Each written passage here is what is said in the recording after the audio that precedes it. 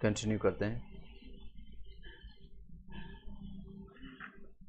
एक बार वीडियो को सभी लोग एक बार लाइक करके शेयर कर दीजिएगा अपने अपने ग्रुप व्हाट्सएप ग्रुप में, ताकि मैक्सिमम लोग यहाँ पर ज्वाइन कर सके और अपने क्वेश्चन आंसर वो पूछ करके अपने क्वेरी को सॉल्व कर सके।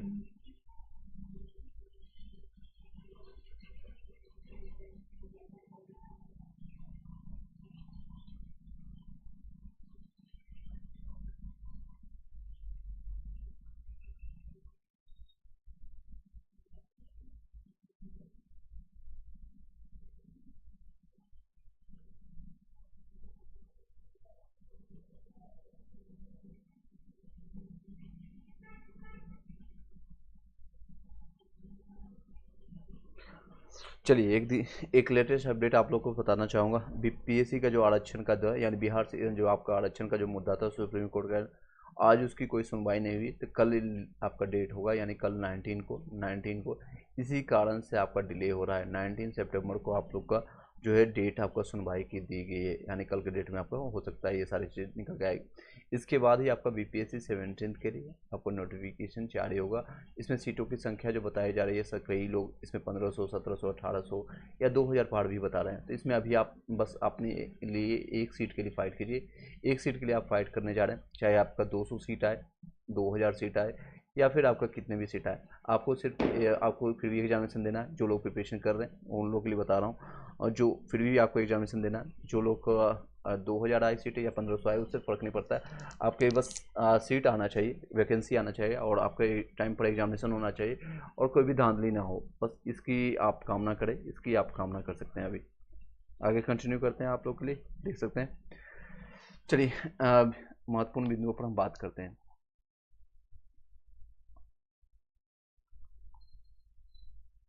6 to 8 में अंकित आपका हो जाएगा। 6 to 8 में वो आपका यूआर में हिंदी में 87 में हो जाएगा। नेक्स्ट चलिए,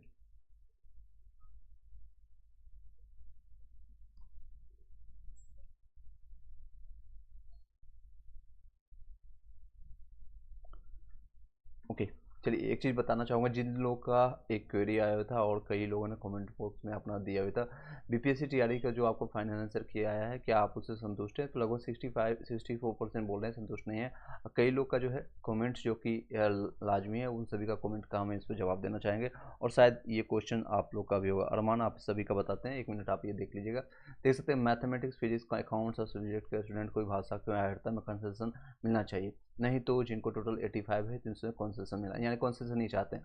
ऑलरेडी आप लोग को बेनिफिट मिल रहा है, कई लोग को बेनिफिट मिल रहा है, और रिजर्वेशन का बेनिफिट मिल रहा है। अलग से एक प्रावधान आप लोग के लिए नहीं आएगा। अगर आप मैथ्स से हैं, मानते हैं कि आपको मैथ्स थोड़ा टफ होता है, या फिर आपको प्रैक्टिस ज़्यादा करना पड़ता है, फिजिक्स हो या अकाउंट्स वाले हो, तो इन सभी को कोई भी एक्स्ट्रा बेनिफिट आपको। लैंग्वेज मैंडेटरी है, लैंग्वेज में आपको 13 नंबर में आपको 9 नंबर लाना मैंडेटरी है।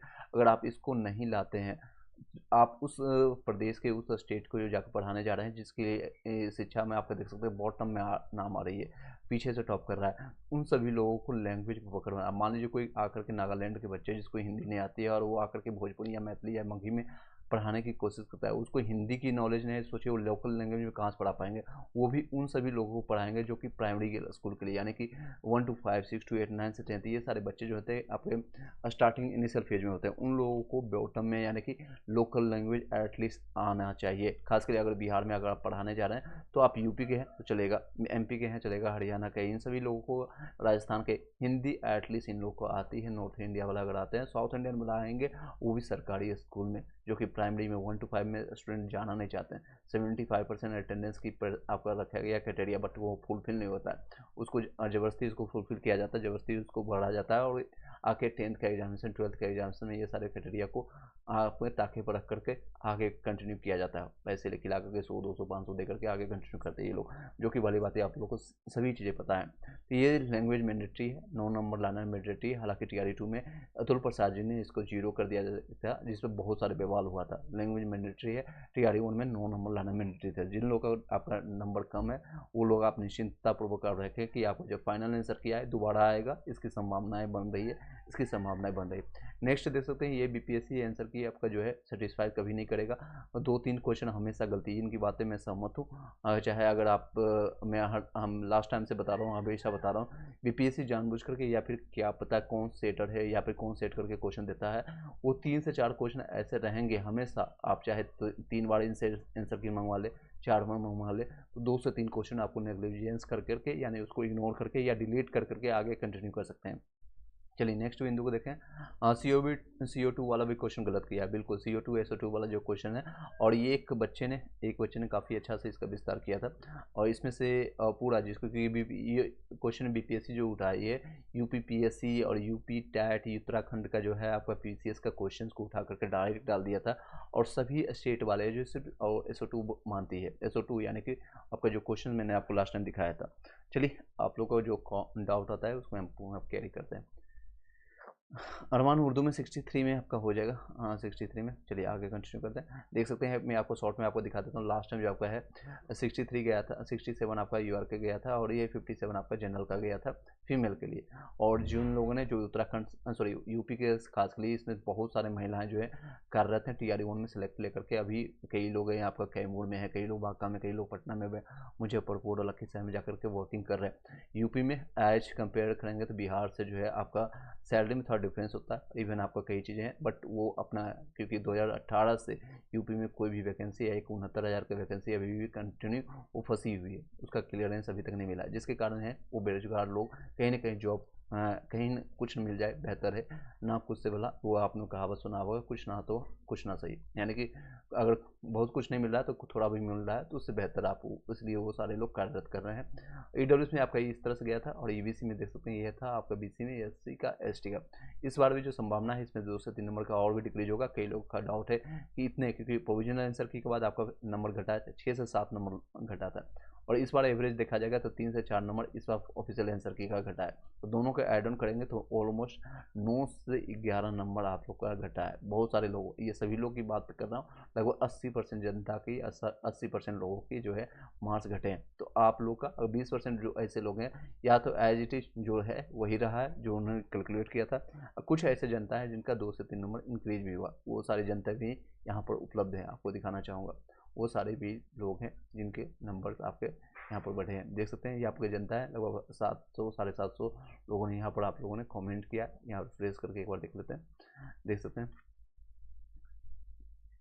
चलिए यहाँ पर देख सकते हैं लगभग 34% लोगों का है 4 नंबर घटा है, 25% 3 नंबर घटा है, दो आपको 20% लोगों का 2 नंबर घटा है, 12% ऐसे लोग हैं जिनका 1 नंबर घटा है, 8% लोग हैं मात्र जिनका या तो इंक्रीज हुआ है या वही रहा है। तो इसमें देख सकते हैं कई लोग का कमेंट्स जो आया आप इसमें देख सकते हैं, ना तो घटा है ना बढ़ा है, ये इस तरह के, यानी कि बहुत कम जनता है। यानी कि 100 अगर बंदे की बात करें, 100 बच्चे की बात करें, तो सिर्फ 8% लोगों का है नंबर इंक्रीज हुआ है या वही रहा है, मैक्सिमम लोगों का है जो नंबर घटा है। तो इसलिए ये सारे जो है डिफरेंस अगर देखेंगे तो यूआर में सबसे ज़्यादा डिक्रीज होने की चांसेस है, क्योंकि यूआर के जो है सीटों की संख्या है 40% है। मैं सिर्फ परसेंटेज की बात करूंगा, एग्जैक्ट नंबर आप निकाल सकते हैं, एग्जैक्ट सीटों की संख्या आप यहाँ पर देख सकते हैं। इसका है आपका इस बार अप्लीकेंट इतना है और इसमें सीटों की संख्या 28,026 है, इस हिसाब से आप लोग कैलकुलेट कर सकते हैं। तो 40% अगर देखेंगे तो आपका 3 से 4 नंबर घटेगा आपका यूआर मेल के लिए। अगर आपका 75 से 80 की बात हम बता रहे थे, इस बार संभावना है आपका 72 से लेकर के 76-77 भी है, तो आपका यूआर में आपका संभावना बनती है, इसमें आपका सिलेक्शन हो जाएगी। और फीमेल की बात करें 65 से 75 बता रहे थे, इसमें 2 से 3 नंबर डिक्रीज होगा, 62 से 67 है तो भी आपकी संभावना बनेगी, 10 नंबर का डिफरेंस यहाँ पर आती है। आई होप कि सभी लोग को आंसर मिल पाया होगा। बाकी कैटेगरीज में देखें, EWS की बात करें, इसमें भी 1-2 नंबर डाउन होगा, EBC भी डाउन होगा, BC वाले अगर आपका 66 के आसपास भी बन रहा है तो आपकी संभावना बनती है, SC में आपका 55 के आसपास बन रहा है तो भी आपकी संभावना बनेगी, इसमें आपका ST में 56 के आसपास भी बनेगी तो संभावना बनेगी। ये फीमेल की अगर चर्चा करें तो आपके इसमें भी 1-2 नंबर का यहाँ पर डिफरेंस आपको देखने मिलेगा, यानी इंक्रीज डिक्रीज करके आप लोग का बनेगा। चलिए नेक्स्ट है, आप लोग अपना डाउट्स या कोई भी क्वेश्चन है पूछ सकते हैं। चलिए क्रिकेट अड्डा PRT में 84 में हो जाएगा, मैथ्स में आपका 84 बन रहा है, PRT में 84 है, और मैथ साइंस में आपका 96 बन रहा है। बिल्कुल आपको दोनों चांसेस हैं, दोनों में आपका हो जाएंगे। नेक्स्ट PGT में 82 बन रहा है, हिंदी में बिल्कुल हो सकता है, बिल्कुल हो जाएगा। नेक्स्ट 62 EBC में फीमेल में, TGT में साइंस में, हाँ 72 में हो जाएगा। रंजीत सर देखिए बाकी अभी जब तक आप वेट कर लीजिए 6 to 12 यानी 6 to 8 वाले का अभी 1 से 2 दिन में आपको देखने को मिलेगा ऑफिशियल आंसर की। और आपका 9 से 10th 11 से 12th वालों के लिए 22 सितंबर तक संभावित है आप लोग को आंसर की आने की, 22 सितंबर तक। फिर आपके 2 से 3 नंबर वहाँ पर भी आपके डाउन होंगे, एग्जैक्ट आप नंबर आप देख पाएंगे।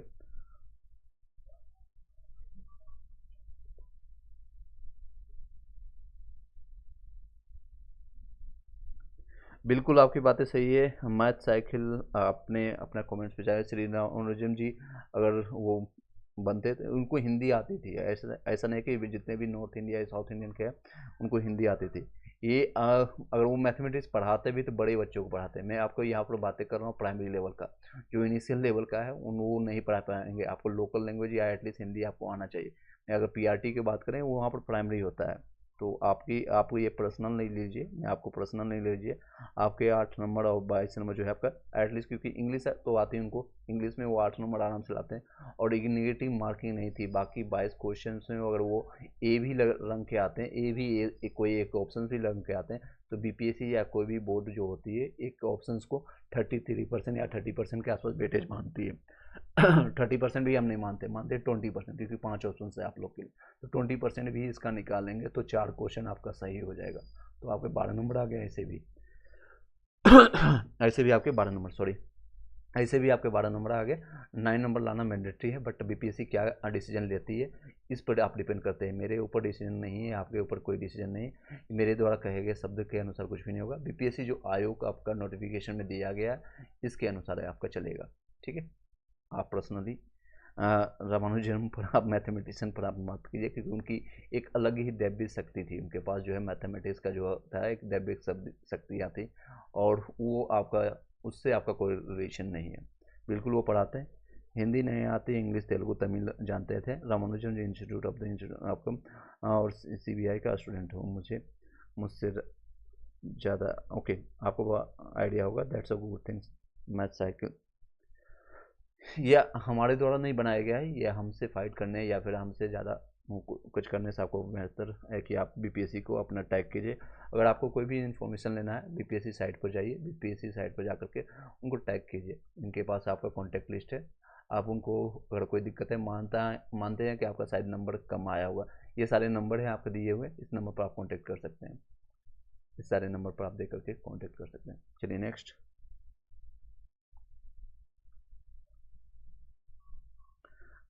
टीईटी में मैथ में हो जाएगा 102 नंबर में 100% आपका हो जाएगा, यस राज। चलिए नेक्स्ट।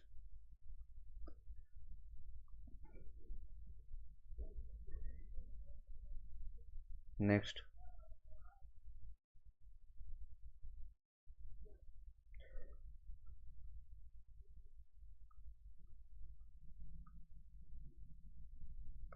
पीआरटी में 70 प्रियंका आपका बन रहा है, फीमेल में यूपी से हो जाएगा 70 में। नेक्स्ट चलिए, आई होप कि आपको आंसर मिल पाया होगा। मैथ साइकिल जो आप अपने बातें कहने की कोशिश कर रहे हैं that's a good things, but ये बीपीएससी और जो मानने की कोशिश कर रहा है, यानी जो नोटिफिकेशन उन्होंने दिया वो अपने बातों पर रहने की कोशिश करेंगे। लेकिन चेयरमैन जो कि बीपीएससी की पिछली बार टीआरई 2 में है उसको निरस्त कर दिया गया था, लैंग्वेज के पेपर को हटा करके वो 0 कर दिए गए थे। तो हो सकता है इस बार भी हो सकता है 0 इसको कर दें, ये डिपेंड करता है नोटिफिकेशन और चेयरमैन पर सारी चीज़ें। 81 में आपका संजीत वर्मा आपका हो जाएगा 81 में पीआरटी में। चलिए नेक्स्ट।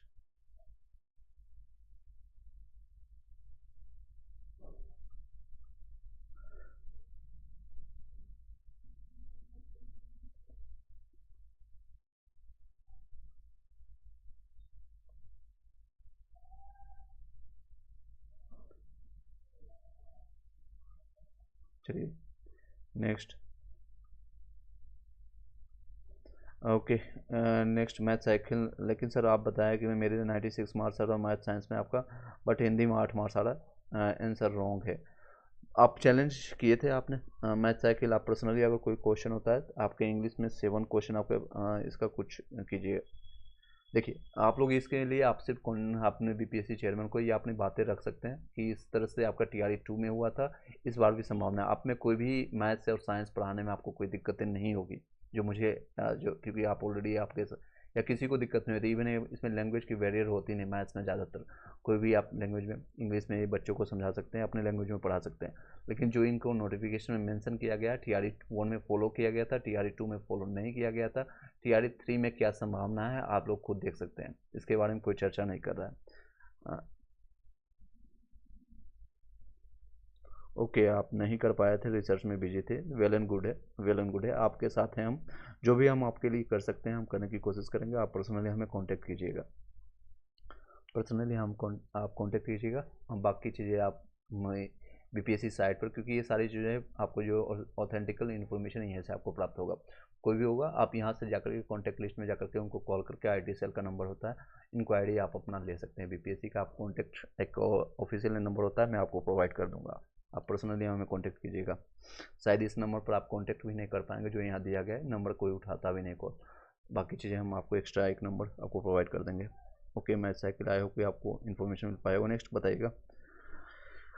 17 नंबर आपको बन रहा है वो 119 में, बिल्कुल आपका 119 में आपको हो जाएगा। अदर स्टेट की फीमेल में 70 में 119, एक नंबर आपको सभी लोग को मतलब बेनिफिट मिल गया एक तरह से कह सकते हैं, क्योंकि एक क्वेश्चन है BPSC उसको निरस्त कर दिया था, यानी डिलीट कर दिया। हिंदी भाषा में अगर देखें तो उसको निरस्त करना कहते हैं। देख सकते हैं आपके जनरल का यहाँ पर देख सकते हैं, यहाँ डाउनलोड करके आप देख सकते हैं। नेक्स्ट टाइम से आप ध्यान दीजिएगा, जो भी लोग जिस मतलब पेपर को देने जा रहे हैं, खासकर लैंग्वेज पेपर TRE 4 वाले, इस तरह का कंडीशन अगर होता है, अगर आपको कॉन्फिडेंस है 9 क्वेश्चन, आप 8 क्वेश्चन इंग्लिश पेपर में होता है, इंग्लिश में आप उसको अपने ढंग से लगाइए। अगर 8 में आप 8 नहीं लगा सकते हैं, आई नो, बट 6 तो आप सही कर सकते हैं, 6 5 7 तो कर सकते हैं। बाकी आप कोई भी ए ऑप्शन से लेकर के A से लेकर के C के बीच में, ABC, ये 3 ऑप्शन से लेकर के अगर आपको कुछ जानकारी है, नॉलेज है हिंदी का, तो आप लगाइए। बाकी आप ABCD सिर्फ एक उठा करके, क्योंकि निगेटिव मार्किंग आपका नहीं है, तो आप इसको आप फॉलो कर सकते हैं। कम से कम आपका 4 से 5 क्वेश्चन आपका यहाँ से सही हो जाएगा, और इधर आपका 5 क्वेश्चन सही हो रहा है, 6 क्वेश्चन सही हो रहा है, तो आपका 9 क्रॉस हो जाएंगे, 9 क्रॉस हो जाएगा।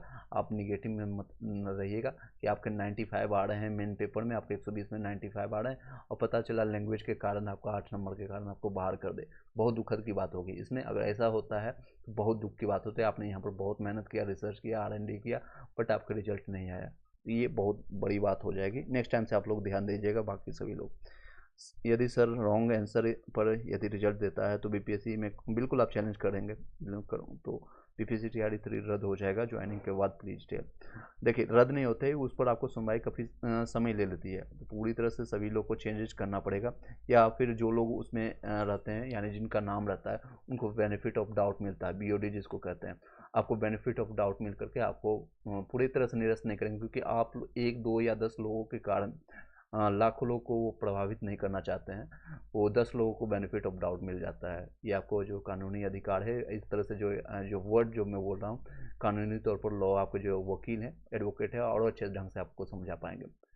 जितने लोग उसमें जो आपका कई लोग आ रहा, आपने सुना होगा कि ये सारे लोग जो हैं जिनका साइन किया हुआ है, बाद में उनको 6 महीने 7 महीने 8 महीने के बाद उन्होंने जीत लिया, जिसे आप बता रहे हैं कि आपका क्वेश्चन BPSC जानबूझ कर उसको गलत दिया है। BPSC अगर आपके पास पुख्ता सबूत है, हालांकि एक बार मौका फिर से देगी BPSC, आपको 500 रुपया लेके पर क्वेश्चन का चार्ज लेकर के आप उसको प्रूफ अगर दे पाते हैं, कोई भी टेक्स्ट बुक का, कोई भी NCERT SCERT बुक का, तो उसको BPSC सही करके देगी। इस बार भी देखिए कई क्वेश्चन को सही करके दिया है, इसमें देखेंगे इसने रिमार्क्स में डाला है, लेकिन ये क्वेश्चन गलत है, क्योंकि UPPSC या उत्तराखंड के क्वेश्चन उठा करके डाला गया है, कई क्वेश्चन को डिलीट किया गया, और कई चीज़ें का इसने इसने आपको प्रूफ दिया है, इसमें कई चीज़ों को इसने प्रूफ दिया है, तो वो सारी चीज़ें चेंज करेंगे आपके, इस पर चलेगा। ये नहीं कि वो जो है लो से बाहर है या आपके चीज़ों से बाहर है, पूरी तरह से निरस्त नहीं होगी। आपको बेनिफिट ऑफ डाउट, या फिर डिपेंड करता है कि आप किस लेवल की डिमांड कर रहे हैं।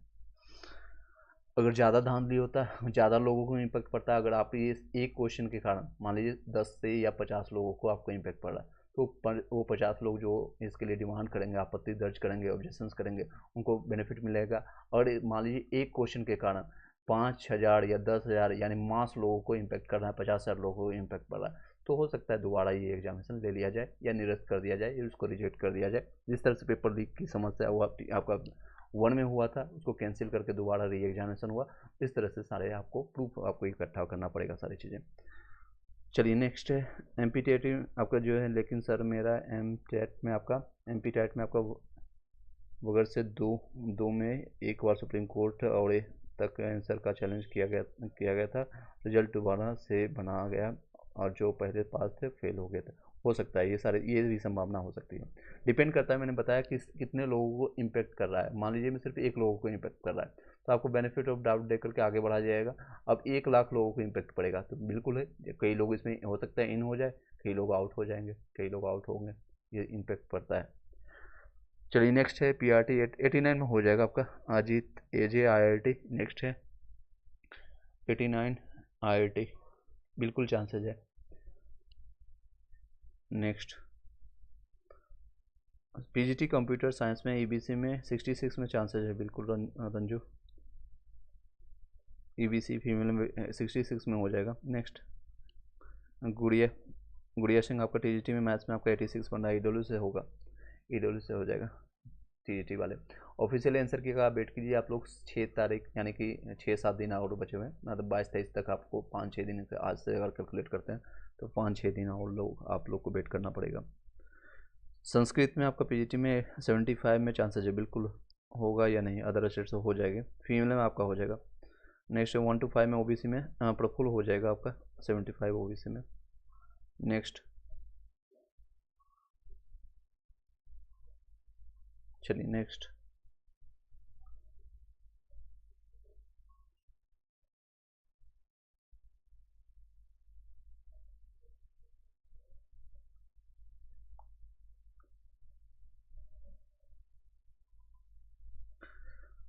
चलिए नेक्स्ट क्वेश्चन पूछिएगा। सेम क्वेश्चन आ रहा है संस्कृत में। संदीप मैंने आपको रिप्लाई दे दिया है। 75 में आपका फीमेल में हो जाएगा। Raju sir okay, thank you sir, most welcome जी। चलिए जिन लोगों को आंसर मिल पाया हो यानी आपको रिस्पांस मिल गया, आप टेलीग्राम व्हाट्सएप ग्रुप जरूर ज्वाइन कर लीजिएगा। टेलीग्राम ग्रुप आपको इसी कम्युनिटी पोस्ट में आप जाएंगे तो फर्स्ट या सेकंड ऑप्शन में आपको मिल जाएगा, वहाँ से जाकर के आप ज्वाइन कर सकते हैं, वहाँ से जाकर ज्वाइन कर सकते हैं, देख सकते हैं क्या लिंक आपको प्रोवाइड होगा, यहाँ पर भी आपको लिंक होगा, वहाँ से जाकर के आप ज्वाइन कर सकते हैं, ये देख सकते हैं यहाँ से, या फिर इसी वीडियो के डिस्क्रिप्शन में आपको जाकर लास्ट में आपको मिल जाएगा, वहाँ से भी ज्वाइन कर सकते हैं। EVC में 77 में TGT में हो जाएगा उसमें। Sandeep okay, thank you sir, most welcome जी। चलिए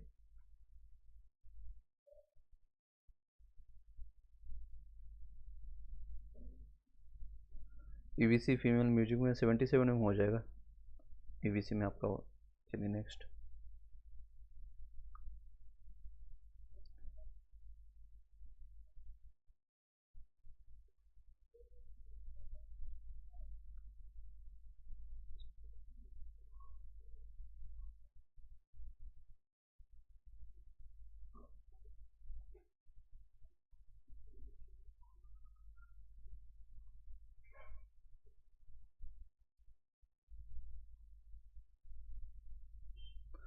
PRT UR में आपका 77 में हो जाएगा माई।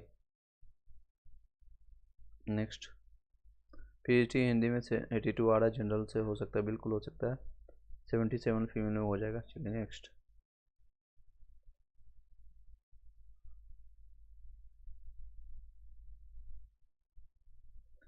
नीतीश 82 में जनरल से हो सकता है, प्लीज़ रिप्लाई। हाँ 82 में हो जाएगा हिंदी PGT में।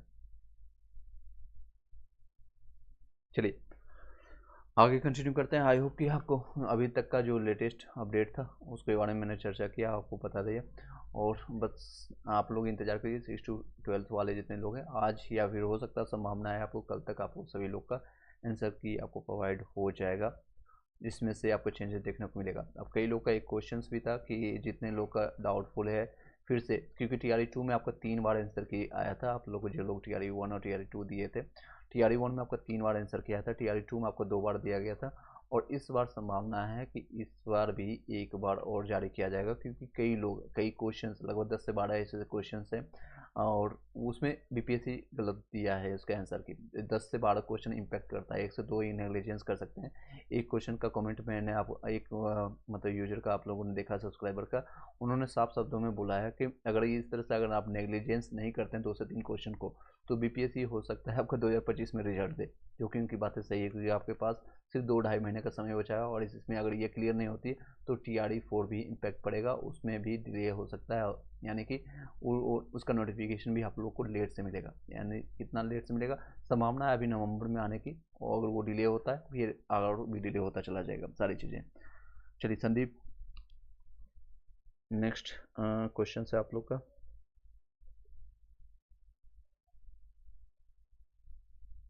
अंकित आनंद, आप अनसब्सक्राइब करके जा सकते हैं। चलिए नेक्स्ट पीजीटी संस्कृत में 2 क्वेश्चन डिलीट है सर, उसका नंबर मिलेगा या नहीं? देखिए 2 क्वेश्चन आपका डिलीट है इन द सेंस कि आपको 118 नंबर पर कैलकुलेट होगा, उन सभी को कॉमन नंबर मिल गया है, सभी लोग को कॉमन नंबर। अब 120 में कैलकुलेट नहीं होगा, बल्कि 118 नंबर में आप लोग का जितना नंबर आया उसी के बेसिस पर आप लोग को होगा। चलिए नेक्स्ट। ओके अंकित आनंद, आप क्या बात कर रहे हैं, गजब का में टेम्परामेंट होता है कई लोग का। पीआरटी में इनका मतलब रिस्पॉन्स अगर नहीं दिया तो वो बोलते हैं मैं जा रहा हूँ, चलिए जा सकते हैं आप। मैं आपका आंसर बता देता हूँ, पीआरटी BC2 में आपका मेल में आपका 75 में हो जाएगा, आपको कसम है सही बताना। चलिए मैं इनको खुद यहाँ से भगा देता हूँ, आप कभी हम देख नहीं पाएंगे, परमानेंटली आपको ब्लॉक कर दिया गया है। चलिए आगे next. Sandeep okay, thank you sir, most welcome जी। नितिन राठौड़, आपको UR 78 में आपका अदर स्टेट में हो जाएगा, पीआरटी में 78 में हो जाएगा। नेक्स्ट।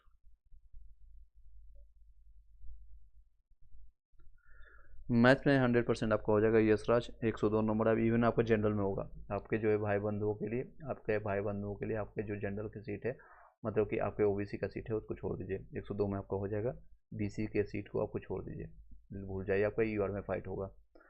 नेक्स्ट है इरफान, आपका 81 में मैथ्स में EBC में हो जाएगा, चांसेज है, पूरा चांसेस है। चलिए नेक्स्ट। आप डॉक्यूमेंट वेरिफिकेशन के लिए आप रेडी रखें, जितने लोग का 100+ है, या फिर यस बहुत कम लोगों का है जो इनका 100 या 105 या 110 नंबर, जो कि बहुत कम लोगों का इतने नंबर आ रहे हैं। चलिए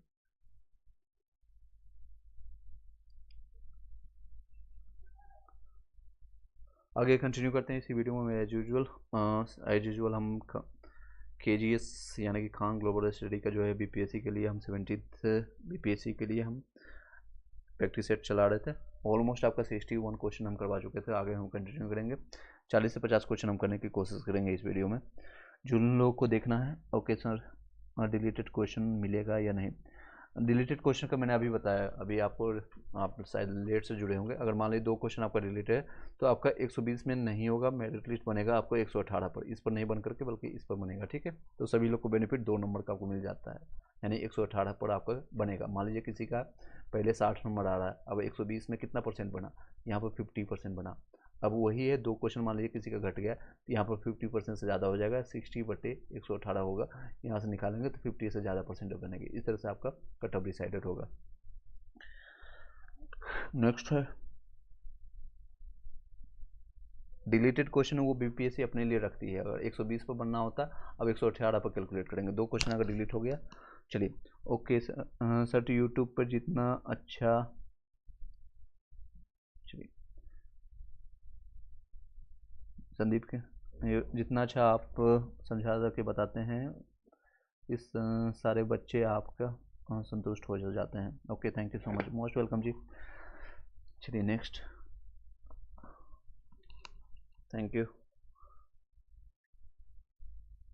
बस आप लोग से भी रिक्वेस्ट होता है, कई लोग जो क्वेश्चंस करते हैं, कभी ऐसा सिनेरियो आता है कि 50-60 कमेंट एक साथ आते हैं, तो हो सकता है 50 क्वेश्चंस यानी 50 कमेंट्स में किसी एक का मैं भूल जाता हूँ या किसी एक का रिप्लाई नहीं करता हूँ। मैक्सिमम कोशिश करता हूँ मैं 100% लोगों का रिप्लाई कर दूँ on the spot and on the real time basis पर। 1% या फिर 0.11% अभी इवन जब से मैं TRE 1 और TRE 2 और TRE 3 के दौरान बताया हूँ, 1%, 0.11% को हम खुश नहीं कर पाते हैं, ऐसे भी संभावनाएं कम होती है, हम सबको खुश नहीं कर सकते हैं। जो भी मेरे पास नॉलेज है basis of the experience of 4-5 साल की है, उन सारे बेसिस के बेसिस पे आपको मैं रिप्लाई करने की कोशिश करता हूँ, आप लोगों को इन्फॉर्मेशन देने की कोशिश करता हूँ। चलिए नेक्स्ट, धीरेन्द्र आपका पीजीटी हिंदी में 83 में हो जाएगा। चलिए 83, आपका 85 है। नेक्स्ट है आपका पीजीटी हिंदी में आपका 83 है, टीजीटी में 85, दोनों में चांसेज आपका, दोनों का 91 है एंड 92। सत्येंद्र पंडित आपका दोनों में हो जाएगा, दोनों। ईवीसी आप छोड़ दीजिए, आप जनरल में आपका फाइट होगा। जनरल में ईवीसी भाई बहनों के लिए अपने सीट छोड़ दीजिए, भूल जाइए, ईवीसी में आपने फॉर्म भरा है। और अच्छी बात है, आपको ज़्यादा डॉक्यूमेंट सबमिट नहीं करना पड़ेगा। ज़्यादा आपके डॉक्यूमेंट्स 7-8 डॉक्यूमेंट्स आपको लगेगा डीबी के टाइम में, जो कि आपका 10th 12th ग्रेजुएशन पीजी और आपका मार्कशीट सर्टिफिकेट के साथ साथ जातीय और आवासीय, ये सारी चीज़ें आप सर्टिफिकेट करने की ज़रूरत नहीं पड़ेगी आपको। सिर्फ आवासीय से, यानी कि आपका फिर आधार से आपका काम चल जाएगा, आधार से काम चल जाएगा। जिन लोगों को जनरल में कंसीडर किया जाता है, चाहे ईबीसी एससी में है, तो उन लोगों को ज़्यादा डॉक्यूमेंट वेरिफिकेशन में दिक्कत नहीं होती है। बट आपने जो फिल किया है फॉर्म भी, वो सारे डॉक्यूमेंट्स आपको ले जाना मैंडेटरी होता है। इसका ये मतलब नहीं हम बता रहे हैं कि आपका 110 नंबर आ रहा है, आपका जनरल में हो गया और आपने ईबीसी से फॉर्म भरा है तो डॉक्यूमेंट्स नहीं ले जाना है। डॉक्यूमेंट्स आपको सारे ले जाने हैं, लेकिन यूआर में आपको सीट मिलेगा, यूआर में सीट मिलेगा। मैं एग्जाम्पल के तौर पर बता दिया, आप सभी लोग को समझ पाए होंगे। एससी में 47 है, 118 पर। अभी कुमार आपका चांसेज है एससी कैटेगरी में, आपका मेल या फीमेल एक बार बताइएगा। अर्चना कुमारी मौर्य आपका एसएसटी में 68 में, 82 में हो, कितना परसेंट? 100% चांस है एसएसटी में, यू आर फीमेल में। चलिए नेक्स्ट,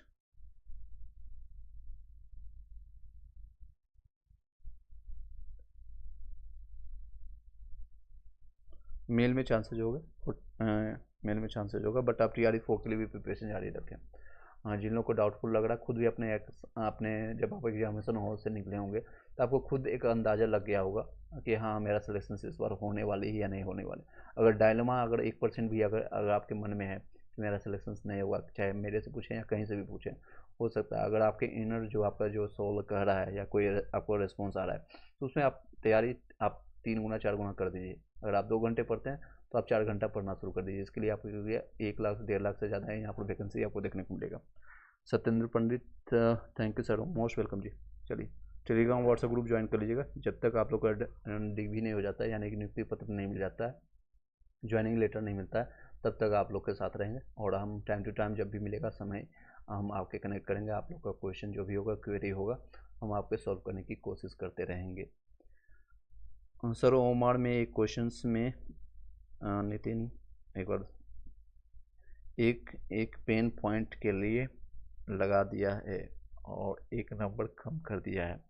पहले जब ओमार आई थी तब सही था। ओके, तो ओमार सीट फिर से एक बार सीट होगा, जारी किया जाएगा। एक बार मैंने आपको देखिए कल के डेट में नोटिस आपको पढ़ाया था, शायद आपको बताए हुए थे, देख सकते हैं। ओमार सीट आपको जो स्कूल टीचर्स के लिए एक देखिए जारी किया गया है। कल के डेट में आपका सारे नोटिस आया था।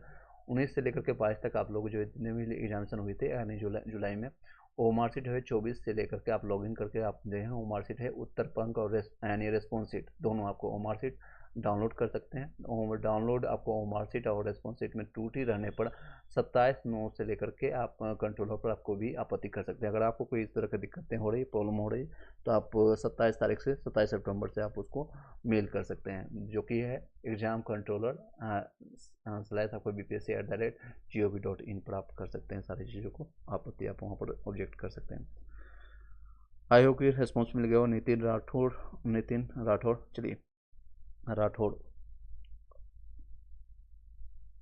नेक्स्ट है संदीप, आपका पीजीटी संस्कृत और फीमेल में अदर स्टेट में आपका 118 में से 75 बनना हो जाएगा, फीमेल में आपको हो जाएगा। नेक्स्ट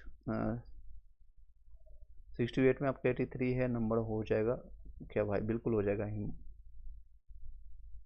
हिमालय कुशवाहा पीआरटी में 73 में हो जाएगा। श्याम कुमार ओबीसी में आपका है। नेक्स्ट बिल्कुल चांसेज है। Nitin Rathore, okay, thank you sir, most welcome जी।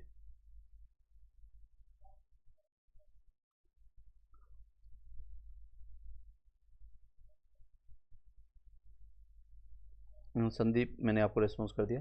बाकी सभी लोग का क्वेश्चन का जवाब मिल पाया होगा। चलिए आगे कंटिन्यू करते हैं। एज यूजुअल जिन लोग को स्टडी करना होगा वो कंटिन्यू करेंगे, और जिन लोग को क्वेश्चन होगा आप पूछ सकते हैं। आरके डिजिटल आपका 70 में हो जाएगा, 119 नंबर है, 119 नंबर, क्योंकि एक क्वेश्चन को डिलीट कर दिया गया है। 70 में हो जाएगा ई। चलिए कंटिन्यू करते हैं।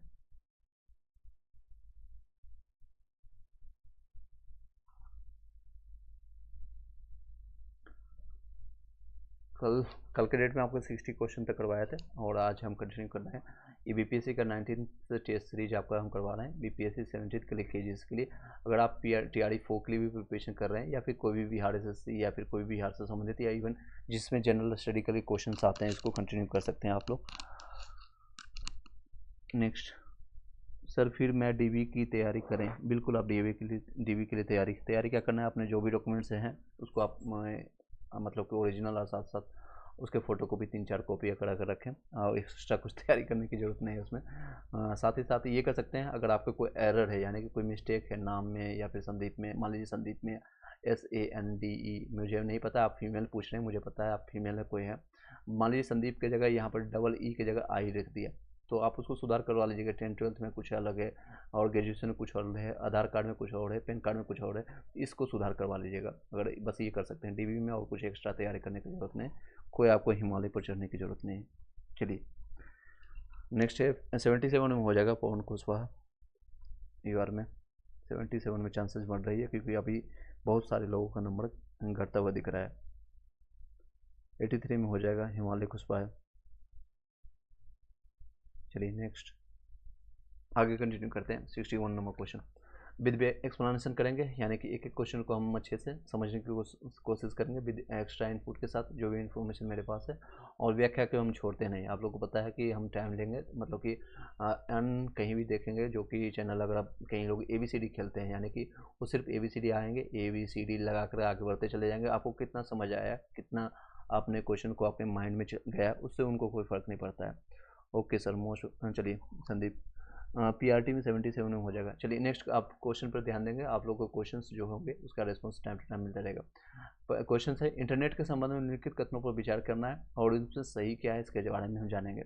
तो इंटरनेट आपका जो है कंप्यूटर के वाइड एरिया, आपका जिसको कहते हैं वाइड एरिया नेटवर्क WAN का उपयोग करके जुड़े होते हैं, या क्या ये सही है? कंप्यूटर जो कार्यालय के जो कितने कंप्यूटर होते हैं, क्या वैन के थ्रू जुड़े हुए थे? आप लोग बताइएगा। विभिन्न स्थानों पर स्थित आपका कंप्यूटर जो है लोकल एरिया नेटवर्क यानी LAN लोकल एरिया नेटवर्क के थ्रू जुड़े होते हैं। इसमें बताइएगा कौन सा कथन सही है, प्रथम, सेकेंड, थर्ड, आप लोग इसका व्याख्या पर चलते हैं। चलिए इसका सही है आपका जो है, कोई भी आपका बातें सही नहीं, दोनों आपके गलत है। इसकी व्याख्या को जानते हैं, आपका क्यों गलत है इसके बारे में चर्चा हम करते हैं। किसी कार्यालय में जो है कंप्यूटर आमतौर पर लोकल एरिया नेटवर्क में होता है, यानी उल्टा लिख दिया था। इस लोकल एरिया नेटवर्क का उपयोग करके जुड़े होते हैं, ना कि वाइड एरिया नेटवर्क का। लोकल एरिया नेटवर्क जो है छोटे और भौगोलिक क्षेत्रों जैसे कि कार्यालय, स्कूल या घरों को कवर करते हैं। जैसे हम लोग भी अभी हम पढ़ा रहे हैं, आप लोग आप कनेक्ट कर पा रहे हैं, ये मेरा लैन के थ्रू कनेक्टेड है, LAN लोकल एरिया नेटवर्क के थ्रू हम कनेक्टेड है, जो वाईफाई हम यूज कर रहे हैं। जबकि वैन जो होता है उपयोग बड़ी दूरी पर कंप्यूटर को जोड़ने के लिए यूज किया जाता है, जिसका फुल फॉर्म भी है वाइड एरिया नेटवर्क, यानी बहुत ज़्यादा बड़ा होगा। ये लोकल है यानी नज़दीकी क्षेत्र में। जो हमारा जो आपका यानी वाइड एरिया नेटवर्क में जो होता है बड़ी दूरी पर कंप्यूटर को जोड़ने के लिए किया जाता है, जैसे शहरों या देशों में। आपका कथन 2 भी गलत था, क्योंकि विभिन्न स्थानों विशेष रूप से बड़ी दूरी में जो है कंप्यूटर आमतौर पर वाइड एरिया नेटवर्क पे उपयोग करते हैं। इसकी व्याख्या को दोबारा समझते हैं। यहाँ क्या है, कार्यालयों को, ये दूसरे पेन की तरह, चलिए कार्यालयों के जो कंप्यूटर जो है आपका वाइड एरिया नेटवर्क नहीं, बल्कि कार्यालय जो है लोकल एरिया में पड़ता है, इसको लैन से कनेक्ट करते हैं। किससे करते हैं? LAN लैन से कनेक्ट करते हैं, ठीक है, लैन से कनेक्ट करते हैं। और विभिन्न स्थानों पर, यानी विभिन्न स्थानों पर कंप्यूटर जो है लोकल एरिया, अगर दूर स्थान है तो उसमें WAN का यूज करते हैं, वाइड एरिया नेटवर्क का। चलिए नेक्स्ट क्वेश्चन पर चलते हैं। कंप्यूटर का ये क्वेश्चन है और BPSC 17 के लिए या BPSC TRE 4 वाले जितने लोग हैं इसको कंटिन्यू कीजिएगा। आगे कंटिन्यू करते हैं। निम्नलिखित में से कौन सा कथन आपका Delphi, Perl, PHP, ECMA script समानता का सबसे अच्छा वर्णन करता है? ये ऑप्शन है आपके, ये देख सकते हैं। सीधे आंसर पर चलेंगे, सीधे आंसर आपका ये सभी प्रोग्रामिंग आपका या स्क्रिप्टिंग भाषाएं होती है। देख सकते हैं निम्नलिखित में कौन सा कथन आपका डेल्फी, पर्ल, PHP, ECMA यानी स्क्रिप्ट में समानता का सबसे अच्छा वर्णन करता है? ये सभी जो है प्रोग्रामिंग और स्क्रिप्टिंग लैंग्वेज का उपयोग करते हैं। चलिए नेक्स्ट देख सकते हैं, इसकी व्याख्या देखते हैं। डेल्फी एक प्रोग्रामिंग भाषा है, एकीकृत विकास वातावरण। आई होप कि वॉइस सभी लोग को क्लियर जा पड़ा होगा। इसके एक बार चलिए थोड़ा और पास में लिया है माइक को, ताकि आपको क्लियर वॉइस जा सके। डेल्फी या प्रोग्रामिंग एक प्रोग्रामिंग भाषा है, एकीकृत भाषा आपको वातावरण आईडीपी जिसको कहते हैं आईडी, जिसका उपयोग अनुप्रयोगों के निर्माण के लिए किया जाता है। फर्ड एक उच्च स्तरीय समान उच्च उद्देश्य वाली प्रोग्रामिंग भाषा है जो टेक्स्ट प्रोसेसिंग और सिस्टम एडमिनिस्ट्रेशन के लिए प्रसिद्ध है। पीएचपी जो है, पीएचपी एक व्यापक रूप से उपयोग की जाने वाली ओपन सोर्स स्क्रिप्टिंग भाषा है जो वेब आपका विकास के लिए उपयुक्त है। HTML में आपका एम्बेडेड होता है। इसी में जो है स्क्रिप्ट होता है एक मानवीकृत होता है, यानी मानव द्वारा बना होता है। स्क्रिप्टिंग भाषा विनिर्देश होता है जो जावास्क्रिप्ट जैसे भाषाओं को के लिए आधार के रूप में कार्य करता है। चलिए नेक्स्ट क्वेश्चन पर चलते हैं। नेक्स्ट क्वेश्चन आपका 63 नंबर क्वेश्चन। हाइसिस उपग्रह के बारे में निम्नलिखित कथनों पर विचार करना है, तो इसके बारे में विचार करते हैं। इसमें सही क्या है उसके बारे में जानेंगे। यह PSLV C-43 मिशन का प्राथमिक उपग्रह है, बिल्कुल बातें सही। हाइसिस आपके बारे में करंट से रिलेटेड एक क्वेश्चन है। नेक्स्ट है, देखें इसका उपयोग दृश्य प्रकाश निकट अपरक्त लघु तरंग अपरक्त में पृथ्वी की सतह का अध्ययन करने के लिए किया जाता है। तो दोनों बातें आपके सही है, तो दोनों बातें आपके सही है। चलिए नेक्स्ट है, देख सकते हैं इसके कथन को दोबारा हम आपको रिपीट करें ताकि याद हो जाए। यहाँ पर आपका हाइसिस जो है, हाई जिसका फुल फॉर्म होता है high for spectral imaging satellite है। PSLV C-43 मिशन का प्राथमिक पेलोड था। इसका वजन लगभग 380 किलोग्राम था। हाइसिस जो होता है, हाइसिस में यानी HYSIS, जिसमें IS जो है लास्ट का जो कैपिटल में लिखा है, में 2 पुश ब्रूम्स इमरजेंस लगे हैं जो एक दृश्यमान और निकट अपरक्त यानी कि VNIR रेंज में छवियों को कैप्चर करता है, और दूसरा जो शॉर्ट वेव इंफ्रारेड यानी SWIR रेंज में काम करता है। नेक्स्ट है आपका कथन 2 आपका देख सकते हैं। हाइसिस वास्तव में पृथ्वी की सतह को द्रव्यमान निकट अपरक्त और लघु तरंग अपरक्त क्षेत्रों में देखने के लिए डिजाइन किया गया है, जो पृथ्वी अवलोकन के लिए आपका मूल्यांकन डेटा प्रदान करता है। चलिए आगे कंटिन्यू करते हैं। नेक्स्ट है आपका 64 number question. 64 number question, Chandrayaan 3 के संबंध में निम्नलिखित कथनों पर विचार करना है, इसमें सही क्या है इसके बारे में जानते हैं। इसे चंद्रमा के ध्रुव यानी उत्तरी ध्रुव की सतह पर अन्वेषण करने के लिए प्रेषित किया जाता है। ये बातें गलत है। इसमें एक लैंडर या और एक रोवर शामिल है इसका उद्देश्य होता है चंद्रमा पर एक सफल सॉफ्ट लैंडिंग करना होता है। ये बातें सही है आपका, केवल 2 बातें सही है, केवल 2 देख सकते हैं। पहला कथन आपका गलत था, यानी चंद्रमा 3 जो है को चंद्रमा की सतह का अन्वेषण करने के लिए प्रक्षेपित आपका किया गया था। इसका जो लक्ष्य विशेष रूप से आपका उत्तरी ध्रुव पर नहीं बल्कि दक्षिणी ध्रुव पर था। इसमें ध्रुवों को चेंज कर दिया था, ये आपका दक्षिणी बल्कि ये आपका साउथर्न पार्ट में होगा, साउथ में पार्ट में होगा। ठीक है, नेक्स्ट है इसका जो है इसका दूसरा कथन सही है आपका। चंद्रमा 3 में वास्तव में एक लैंडर और एक रोवर से लेस है। इसका प्राथमिक मिशन आपका चंद्रमा 2 के अनुभव के आधार पर चंद्रमा की सतह पर सॉफ्ट लैंडिंग करना होता है, सॉफ्ट लैंडिंग, ताकि कोई भी दुर्घटना ना घट सके। चलिए नेक्स्ट क्वेश्चन कंटिन्यू करते हैं। 65 नंबर क्वेश्चन आप लोग के समझ इस तरह से है। 65 नंबर, पिट्यूटरी ग्रंथि जो है आपका, पिट्यूटरी ग्रंथि आपका जो है बायोलॉजी का क्वेश्चन है के पश्चात आपका लोगों के संबंध में निम्नलिखित कथनों पर विचार करना और सही क्या है इसके बारे में चर्चा करते हैं। यह ऑक्सीटोसिन और एंडियाट्यूटिक आपका हार्मोन जो होता है ADH आपका, जैसे हार्मोन का उत्पादन और स्राव करता है। बिल्कुल ये बातें गलत है। पिट्यूटरी ग्रंथि को आपका हाइपोफिसिस के नाम से भी जाना जाता है, हाइपोफिसिस के नाम से भी जाना जाता है। बिल्कुल बातें सही है, केवल 2 आपके सही है। देख सकते हैं पहला कथन आपका गलत है। पिट्यूटरी ग्रंथ का एक पक्ष लोभ रक्त प्रवाह में आपका ऑक्सीटोसिन और ADH यानी एंडियाट्यूटिक हार्मोन जिसे हार्मोन का स्राव करता है, लेकिन ये उनका उत्पादन नहीं करता है। हार्मोन वास्तव में हाइपोथैलेमस में उत्पादित होते हैं और फिर पाश्य लोब द्वारा संग्रहित और स्रावित किए जाते हैं। आपका कथन 2 आपका सही है। पिट्यूटरी ग्रंथि आपका हाइपोफिसिस के सिर एडिको में एक अंतस्रावी ग्रंथि है। मनुष्यों में यह मस्तिष्क के आधार पर हाइपोथैलेमस के ठीक नीचे आपका स्थित होता है। नेक्स्ट क्वेश्चन पर चलते हैं।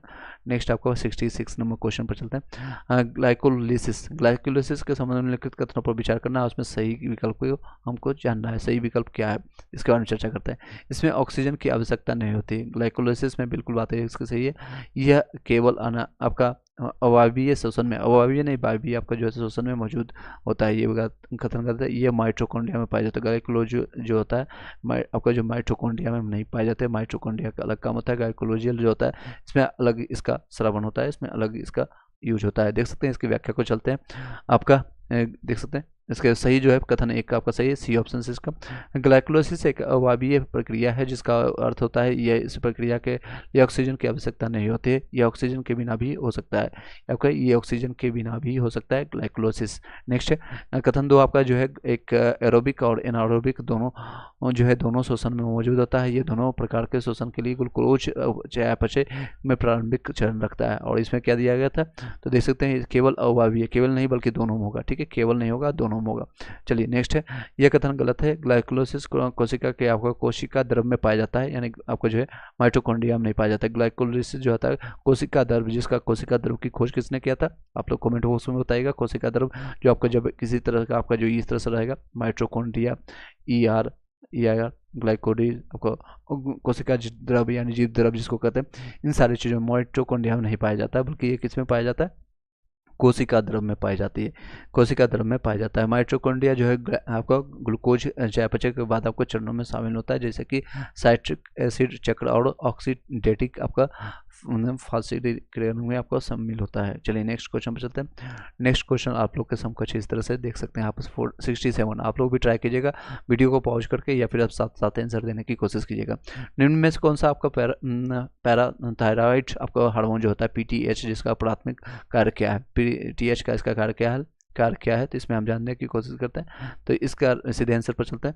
रक्त में कैल्शियम के स्तर को आपको विनियमित करता है, नहीं रक्त में जो है पैराथायराइड हार्मोन का काम करता है। रक्त में आपको कैल्शियम के जो स्तर को वो विनियमित करने की कोशिश करता है, यानी मेंटेन करने की कोशिश करता है। पैराथायराइड हार्मोन जो होता है PTH मुख्य रूप से रक्त में कैल्शियम के स्तर को विनियमित करने के लिए उत्तरदायी होता है।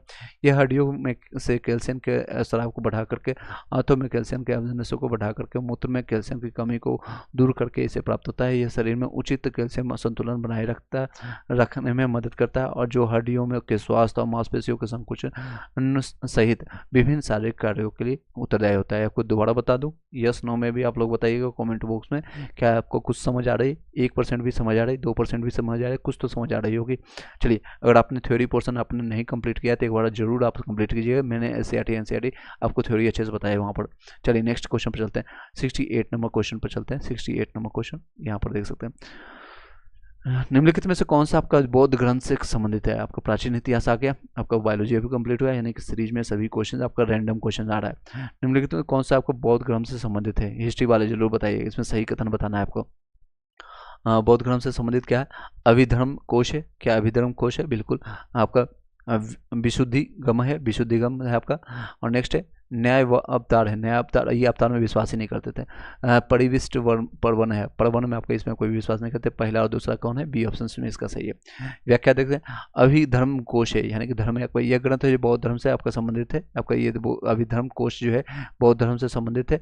यह एक वसुबंधु द्वारा, किसके द्वारा लिखा गया, तो वसुबंधु, वसु यानी याद रखने के लिए मैं आपको बता रहा हूँ, जिसके आपका कृष्ण का जन्म जो हुआ, कृष्ण के जन्म का आपका जो है वासुदेव का जन्म हुआ, तो इसी से आपको याद रख सकते हैं। बुद्ध भी आपको कहीं ना कहीं विष्णु धर्म का अवतार मानते हैं। जो लोग इनको पूज नहीं पाते हैं, यानी कि रास्ते पर विवासना या फिर ये सारे रास्ते पर नहीं चल पाते हैं, तो उनको भगवान मान लेते हैं। जैसे अभी आप गांधी के क्या, गांधी एक इंसान थे, गांधी जी एक इंसान थे, लेकिन कुछ सालों के बाद, कई सालों के बाद, 50-100 सालों के बाद कई लोग ऐसे बोलेंगे अच्छा झूठ भी नहीं बोलना होता है, अहिंसा नहीं करते थे, ऐसा भी कोई होता है क्या, फिर उसको भगवान बना देंगे। चलिए आगे कंटिन्यू करते हैं। शेरवाद बौद्ध आपका परंपरा के अभिधर्म साहित्य में एक महत्वपूर्ण कृति है। यह बौद्ध आपका शिक्षाओं और सिद्धांतों के विस्तृत विश्लेषण से संबंधित है। विशुद्ध आपका गम है जो एक ग्रंथ जो है बौद्ध धर्म से संबंधित है। यह बुद्ध घोष द्वारा लिखित, किसके द्वारा, बुद्ध घोष द्वारा लिखित आपका थेरवाद बौद्ध परंपरा में एक प्रमुख कृति थी। यह ध्यान और नैतिक आचरण के लिए एक व्यापक मार्गदर्शिका के रूप में कार्य करता है। न्यायवाद जो है आपका न्यायावतार, यह बौद्ध धर्म से संबंधित नहीं है। यह दार्शनिक धर्म कृति द्वारा रचित एक ग्रंथ है जो भारतीय दर्शन के न्याय स्कूल से संबंधित है, जो कि हिंदू दार्शनिक परंपरा का हिस्सा है। ये हिंदू दार्शनिक परंपरा का हिस्सा, हिंदू एक्चुअली धर्म नहीं है, पर सनातन एक धर्म से परंपरा संबंधित है। परिशिष्ट आपका प्रबंध है, यह धर्म है आपका, ये ग्रंथ जो है बौद्ध धर्म से संबंधित नहीं है, ये जैन धर्म से संबंधित है, ठीक है, जैन धर्म से जुड़ा हुआ है, ये आपका परिशिष्ट। तो याद रखिएगा, इसको रिपीट कर देते हैं। आपको बौद्ध धर्म से संबंधित जितने भी ग्रंथ है, इसका कूट का है, एक अभिधर्म कोश है, आपका विशुद्धि मग है, और ये नियावतार आपका सनातन धर्म यानी हिंदू से, और ये आपका परिशिष्ट आपका जो है प्रबंध आपका जैन धर्म से है। चलिए नेक्स्ट क्वेश्चन पे चलते हैं।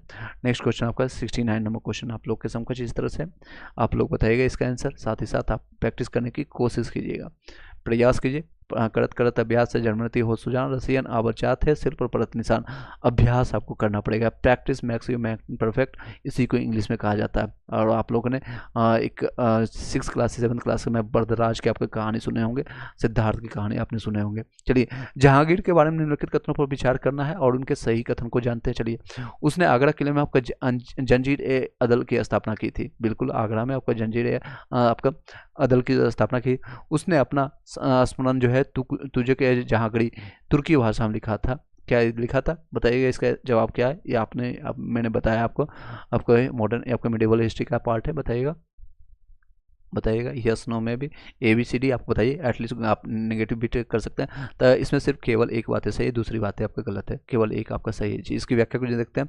केवल कथन एक सही, जहांगीर ने आगरा किले में आपको जंजीर अदल यानी कि न्याय की जंजीर जिसको कहते हैं, अदल इसको उर्दू आपका जो भाषा में उसके भाषा में यानी जंजीर अदल यानी न्याय की जंजीर उसको कहते थे, की स्थापना की। ये एक ऐसी जंजीर थी जिसे कोई भी पीड़ित व्यक्ति सीधे सम्राट से न्याय पाने के लिए खींच सकता है, यानी एक घंटा लगा रहता था जिसको कभी भी कोई भी आकर के उस घंटे को अगर बजा दिया तो सीधे जहांगीर तक इन्फॉर्मेशन पहुंचती थी, और जहांगीर जो है उसको जाना जाता था न्याय के लिए, न्याय की जंजीर के रूप में। कथन 2 आपका गलत है, क्योंकि जहांगीर ने अपना स्मरण तुझके जहांगीरी जो है तुर्की भाषा में नहीं बल्कि फारसी भाषा में लिखा था। याद रखिएगा, ये भाषाएं जो है बहुत आपको डिफिकल्ट को पहुंचाएगी। ये किस भाषा में लिखा गया था? फारसी भाषा में लिखा था, फारसी भाषा में। फारसी भाषा मुगल साम्राज्य की दरबारी भाषा था। आप लोग को पता है कि मुगलों का जो है वंशज किसका है? बाबर के थ्रू है। बाबर जो कहाँ से आया था? बाबर कहाँ से आया था? तो ये अफगानिस्तान से आया था, अफगानिस्तान से आया था, और उसको फारसी में ज़्यादा। उसके बाद इसका बेटा हुमायूं था, हुमायूं जो कि इसको खूब पीटा था शेरशाह सूरी ने, और 1439 के चौसा के युद्ध में आपको बिहार से उठा करके इसको बहुत मारा और भगा दिया था यहाँ से। फिर आया 55-56 में, तब आपका अकबर का जन्म हो गया था। अकबर के बाद इसका बेटा आता है जहांगीर, जहांगीर का बेटा शाहजहां, शाहजहां के बाद आपका ये सारे जो है चलते हैं मुगलों का काल। चलिए नेक्स्ट है 17 नंबर क्वेश्चन, सॉरी क्वेश्चन यहाँ पर है 17 नंबर। शेरशाह का आ गया जिसको हुमायूं ने खूब पटक पटक के पीटा था। शेरशाह के बारे में जानते हैं। शेरशाह के संबंध में निम्नलिखित कथनों पर विचार करना और सही कथन के बारे में चर्चा करते हैं। उसने स्थानीय अपराधों के लिए स्थानीय उत्तरदायी के सिद्धांत की शुरुआत की, बिल्कुल ये बात सही। उसने रुपया है नामक सिक्का जारी किया और पूरे साम्राज्य में मानकीकृत वजन और माप को निर्धारित किया, यानी जो आप लोग अभी वजन नाप देखते हैं, ये 5 kg है, 10 kg है, तो ये स्टार्ट उसी समय हो गया था। हालांकि अभी इंडियन स्टैंडर्ड टाइम होता है एक जगह तक जो कि यूज होता है पूरे वर्ल्ड में, उसमें पहली बार स्टार्ट किया गया था किसके द्वारा? तो शेरशाह सूरी के द्वारा, शेरशाह के द्वारा। इसलिए ये बातें भी सही है।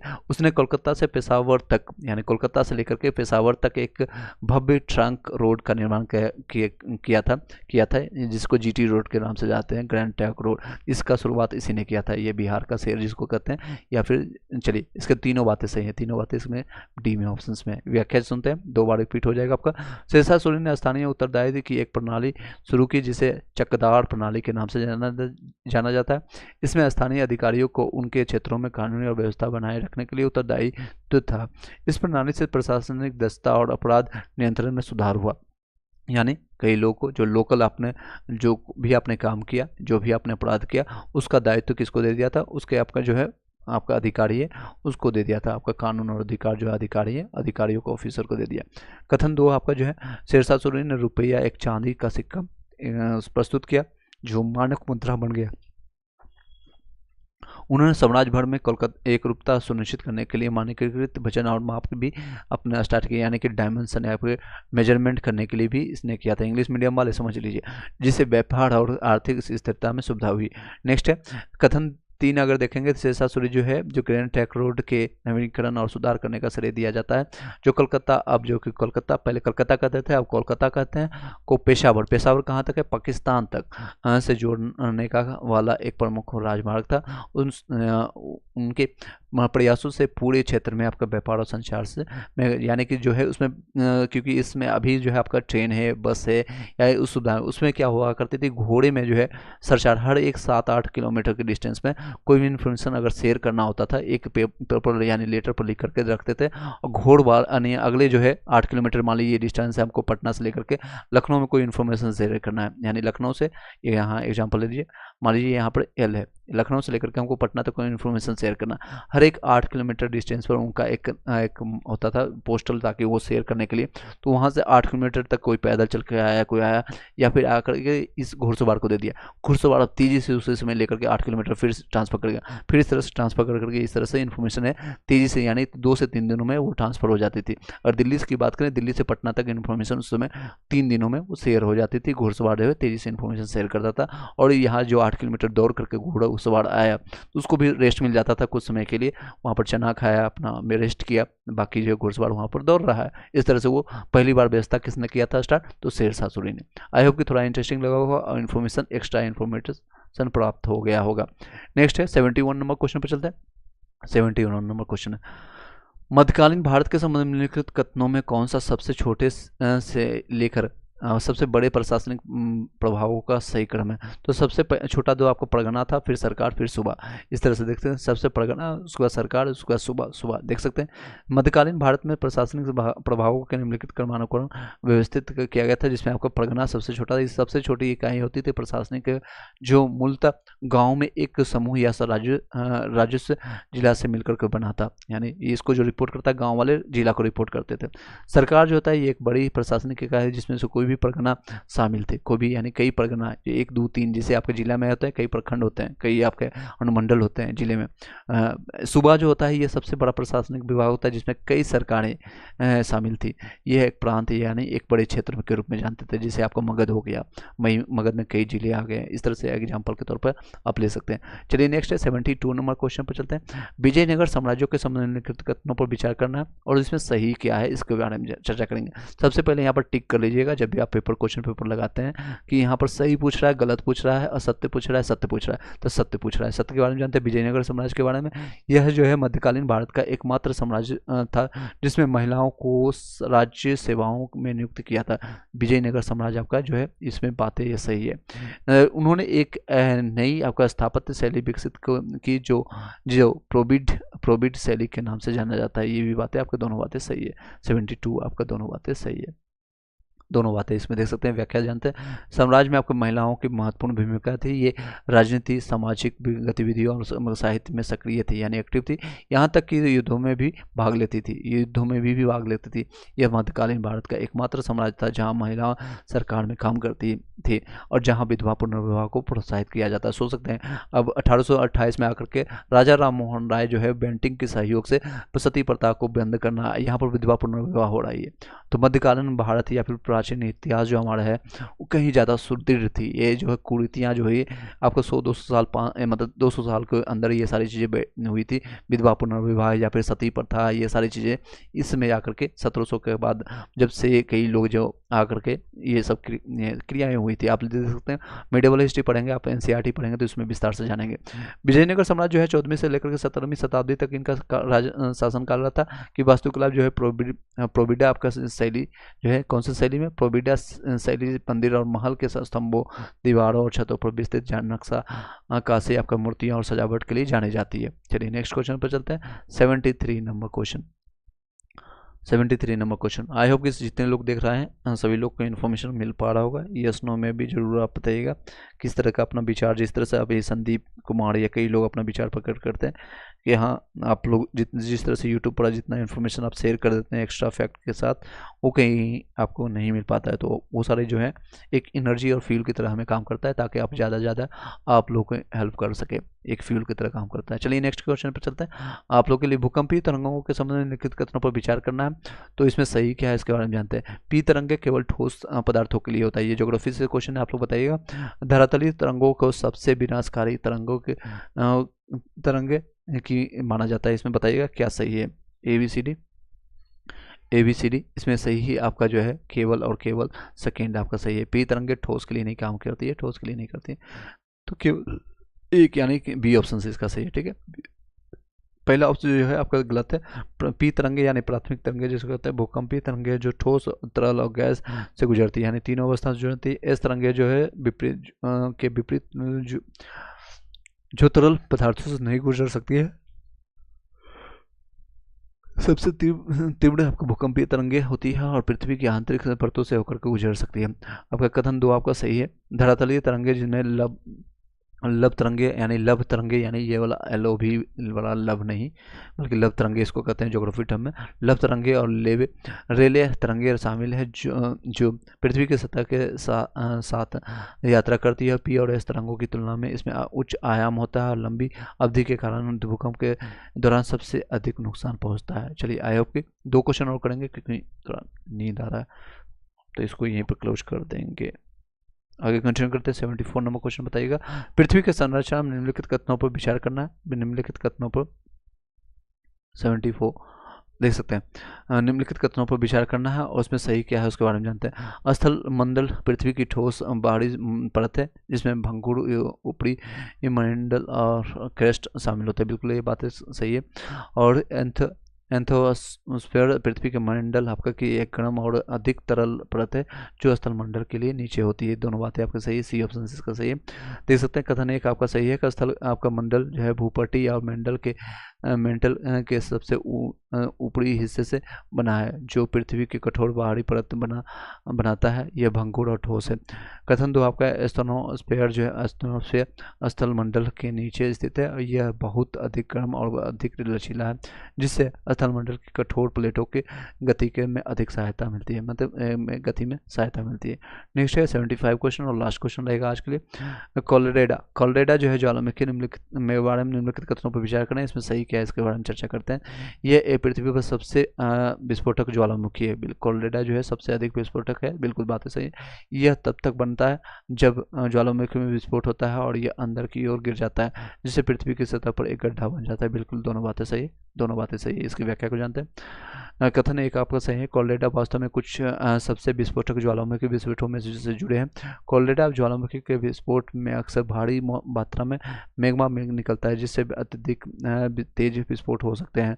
उदाहरण के लिए 1815 में माउंट आपका टेम्बोरा का विस्फोट और 1883 में आपका माउंट कराकोटोवा का विस्फोट दोनों ही कोलोरेडा बनाने वाली घटनाएं थी जिसका आपका वैश्विक स्तर पर आपको महत्वपूर्ण प्रभाव पड़ा है।